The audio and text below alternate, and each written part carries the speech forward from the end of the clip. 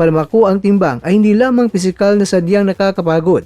Ito ay nag-aalis ng hydration sa utak at kalamnan. Si Nery ay isang boksingero na kilala rin sa isyo sa timbang noong araw. Ngunit tila mas disiplinado na ngayon sa super bantamweight. Ang plano ni Nery, gamitin ang kanyang volume punching at relentless pressure sa unang mga round para masalong pigain ang natitirang lakas ni Casimero na nawawala sa weigh-in. Pangalawa, pag-usapan natin mga kwento ang stamina at aktibidad. Kailan ba huling lumaban si Casimero sa isang seryoso na umabot ng 12 round na digmaan? Kailangan nating balikan ang mahabang panahon. Ang kanyang mga uling laban ay alinman sa mabilis na knockout. Laban niya sa mga mahinang kalaban o mga laban na hindi nasusubukan ang kanyang hangin o stamina sa huling bahagi.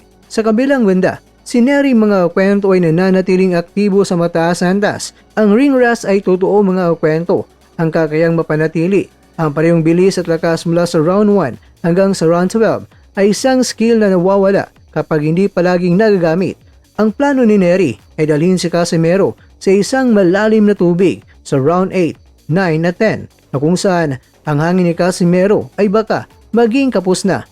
At marami pang iba na dahilan na sasamantalahin ni Nery ang mga ito. Ang depensa ni Casimero ay madalas na nakabase sa kanyang kakayahan na umilag at kumanti ng isang malakas na suntok kapag siya ay napagod na.